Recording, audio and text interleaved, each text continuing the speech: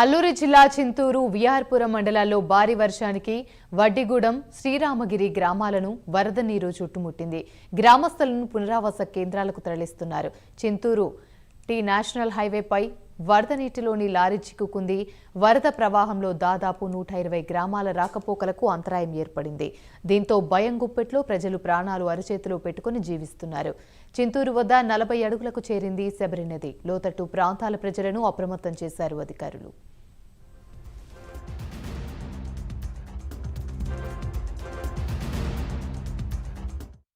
ఇదే అంశానికి సంబంధించి మరిన్ని వివరాలు మా ప్రతినిధి శ్రీరామూర్తి లైవ్ ద్వారా మరిన్ని అప్డేట్స్ అందిస్తారు. శ్రీరామూర్తి చెప్పండి.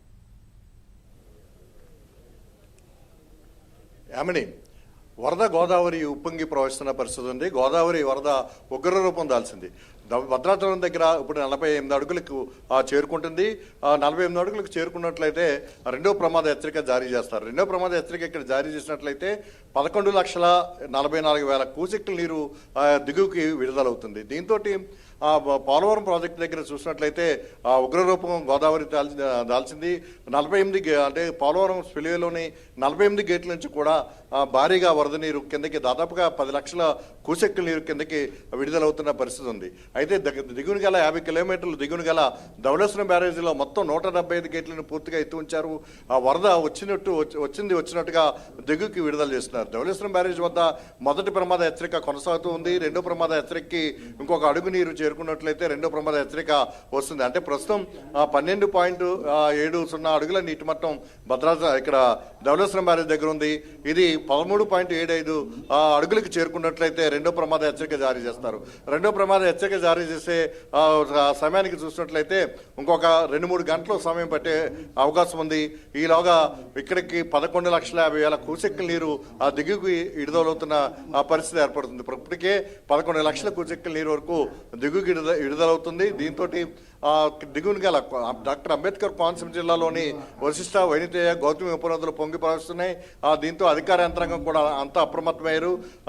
కోనసీమ జిల్లా కలెక్టర్ మహేష్ ఇప్పటికే అధికారులను అప్రమత్తం చేసి మొత్తం లంక గ్రామానికి ఎవరిని కూడా బోట్లలో దాటనివ్వకుండా చర్యలు చేపట్టారు. అలాగే ముంపు ప్రాంతాల్లోని ఏదైతే లంక గ్రామాలు ముంపుకు గురవుతున్నాయో వారందరూ కూడా సురక్షిత ప్రాంతాలకు తరలించడానికి ప్రత్యేకించి ఏర్పాట్లు చేశారు. బోట్లను ఏర్పాటు చేశారు. అలాగే లాంచీలు కూడా ఏర్పాటు చేసి ఈ సహాయక చర్యలు చేపట్టడానికి సిద్ధపడ్డారు.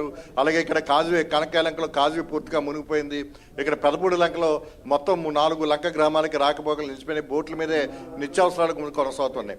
మరోవైపు చూసినట్లయితే పోలవరం ఎగువన గల ఏదైతే సింతూరు, విఆర్పురం, ఎటపాక, కోనవరం ఈ మండలాలు మొత్తం అంతా కూడా పూర్తిగా జలదిగ్బంధంలో చిక్కిపోయిన పరిస్థితి ఉంది. మరింతగా వరద పెరుగుతున్న నేపథ్యంలో మొత్తం గిరిజన గ్రామాల ప్రజలందరూ కూడా చాలా అల్లాడిపోతున్న పరిస్థితి ఉంది. ప్రజలందరూ కూడా ఇక్కడ అవస్థలు పడుతున్నారు.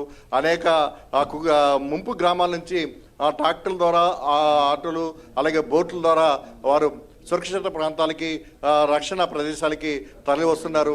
పెట్టుబడి చదువుకుని ఉన్న సామాన్లు తీసుకుని ఇల్లులు తాళాలు వేసుకుని వచ్చేస్తున్న పరిస్థితి కూడా కనిపిస్తుంది.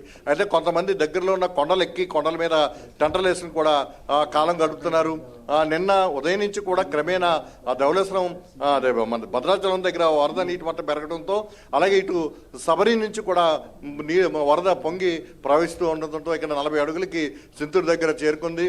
దీంతో ఎగువన భద్రాచలానికి కూడా తిరిగి ఎక్కుపెట్టడంతో మొత్తం నీటి మట్టం పెరుగుతుంది.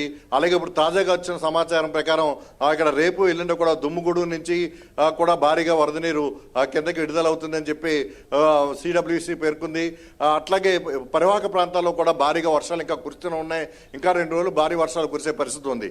ఈ నేపథ్యంలో మొత్తం సింతూరు డివిజన్లో, ఐటీడీఏ డివిజన్లో 120 గ్రామాలకి రాకపోకలు నిలిచిపోయి 326 జాతీయ రహదారి మీద గండి పడడంతో మొత్తం రాకపోకలు నిలిచిపోయిన పరిస్థితి ఉంది. చట్టి దగ్గర కొంత నీరు లాగడంతో కొద్దిగా వాహనాలు ఇప్పుడిప్పుడే కదులుతున్న పరిస్థితి కూడా కనిపిస్తుంది. మొత్తానికి గోదావరిలో వరద ప్రవాహం ఇంకా పెరుగుతున్న నేపథ్యంలో ఇంకా ఉగ్రరూపం దాల్చే పరిస్థితి ఉందని ఇక్కడికి సిడబ్ల్యూసి దీని ప్రకారం అంటే ఎల్లో ఆరెంజ్ ఇది డిక్లేర్ చేశారు. ఎల్లో అలర్ట్ డిక్లేర్ చేయడం వల్ల అంటే మామూలుగా వార్నింగ్ లెవెల్తో పాటు డేంజర్ లెవెల్ వరకు కూడా నీరు వస్తుంది అని చెప్పేసి ఎల్లో అలర్ట్ చెప్తుంది. దీంతో మొత్తం అధికార యంత్రాంగం అంతా కూడా అల్లూరు జిల్లాలో అధికార యంత్రాంగం, అలాగే తూర్పుగోదావరి జిల్లాలో జిల్లా కలెక్టర్ మొత్తం అప్రమత్తమయ్యారు. అలాగే ఇక్కడ ఇప్పటికే భారీ వర్షాల వల్ల గోదావరి పక్కన ఉన్న మండలాలు ఇటు నిడదవోలు, కొవ్వూరు, తాళపూడి, నల్లజర్ల ఇలాగా ఈ ఉండరాజవరం ఈ మండలాలన్నీ కూడా భారీగా ముంపులో ఉన్నాయి. అలాగే ఇటువైపు చూసినట్లయితే రాజానగరంలోని చేతనగరం మండలం, అలాగే ఆత్రేయపురం, కొత్తపేట నియోజకవర్గంలో ఆత్రేయపురం, ఆలమూరు మండలాలన్నీ కూడా ముంపులో ఉన్నాయి. ఇదంతా కూడా మరింతగా వరద గోదావరి పెరిగినట్లయితే మరింతగా ముంపు ఏర్పడే పరిస్థితి ఉంది. ముంపు గ్రామాల ప్రజల్ని సురక్షిత ప్రాంతాలకి అలాగే పునరావాస కేంద్రంలో సహాయక చర్యలు చేపట్టడానికి ఇప్పటికే ప్రభుత్వం ఆదేశాలు జారీ చేస్తుంది. గంటకి కూడా సమీక్షించి పరిస్థితిని ఎప్పటికప్పుడు తదనుగుణంగా చర్యలు తీసుకోవాలని చెప్పేసి కూడా రాష్ట్ర ప్రభుత్వం ఆదేశాలు జారీ చేసిన పరిస్థితి ఉంది. ఈ నేపథ్యంలో ఈ మధ్యాహ్నానికి తర్వాత 3 గంటల తర్వాత రాజమండ్రి ధవళేశ్వరం బ్యారేజ్ వద్ద రెండో ప్రమాద హెచ్చరిక జారీ అయ్యే అవకాశం ఉంది. అలాగే మరి కాసేపట్లో భద్రాచలం దగ్గర రెండో ప్రమాద హెచ్చరిక జారీ అయ్యే పరిస్థితులు కనిపిస్తున్నాయి.